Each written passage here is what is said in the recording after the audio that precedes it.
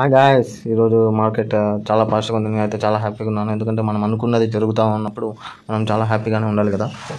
ఇక్కడ మనకు mid cap small క్యాప్లో వచ్చిన కొంచెం డిస్టర్బెన్స్ వల్ల చాలా వరకు స్టాక్స్ అనేవి కరెక్ట్ అయిపోయాయి. ఇప్పుడు అన్నీ పికప్ అవుతున్నాయి స్టాక్స్. నేనైతే లాస్ట్ 2 సెషన్స్ అనేవి నాకు చాలా హ్యాపీగా అనిపించింది. ఈరోజు అలాగే ఎస్టర్డే కూడా, మరి రేపు కూడా మార్కెట్ అనేది చాలా బాగుంటుంది. ఎందుకంటే నెగిటివ్ న్యూస్ ఏం లేవు ప్రజెంట్ అయితే. ఇప్పుడు నేను చెప్పదలుచుకునేది ఏంటంటే, మీరు ఏదైనా స్టాక్ సరే ఏదైనా కొన్నప్పుడు మీకు ఒక స్ట్రాంగ్ కన్విక్షన్, ఒక స్ట్రాంగ్ డెసిషన్ అనేది మీరు తీసుకోవాలి. చాలా సెల్ఫ్ డెసిషన్ మీరు తీసుకోవాలన్నమాట. నేను ఇప్పుడు మ్యాక్సిమమ్ 23 స్టాక్స్లో నేను 1,05,000 వరకు ఇన్వెస్ట్ చేశాను. ఇప్పుడు నాకు 4,356 అనేది నేను బ్యాకప్ పెట్టుకున్నాను. అంటే ఫర్ యావరేజ్ పర్పస్గా బ్యాకప్ పెట్టుకున్నాను. ఇప్పుడు చూడండి, స్టాక్స్ నాకు మ్యాక్సిమం కరెక్ట్ అయిపోయాయి, మ్యాక్సిమం పడిపోయాయి. కానీ ఇప్పుడు మెల్లగా అవే రైజ్ అవుతున్నాయి. ఇప్పుడు మీరు కింద చూసుకుంటే మ్యాక్సిమం ఆల్ స్టాక్స్ అనేటివి మెల్లగా రైజ్ అయిపోతూ ఉన్నాయి. నేను ఆర్ఈసీ స్టాక్ అనేది సెల్ చేసి మళ్ళా కొనడం జరిగింది. ఎందుకంటే అది మంచి స్టాక్ కాబట్టి.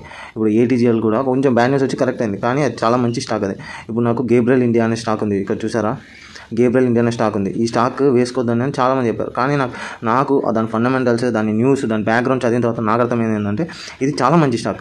ఇది ఒక Anand group stock, well established company stock. ఇది ఆల్మోస్ట్ 500 రీచ్ అయ్యే లెవెల్స్లో ఉన్న స్టాక్ ఇది.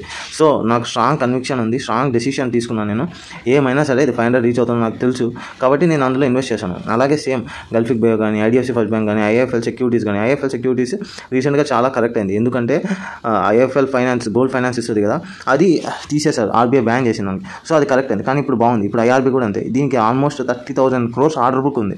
సో ఖచ్చితంగా ఫ్యూచర్లో పెరిగే స్టాక్స్ ఇవి. సో నేను ఇన్వెస్ట్ చేశాను. ఇప్పుడు ఇంకో స్టాక్ మనోర్ కానీ, ఇది ఒక చెత్త స్టాక్ అండి. ఇది వేరే మాటలని వేశాను.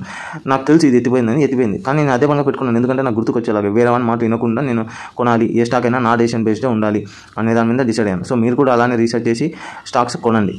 గ్యాంబ్లింగ్ గేమ్ అయితే అసలు ఆడకండి. చాలా జాగ్రత్తగా స్టాక్స్ అనేవి కొనండి.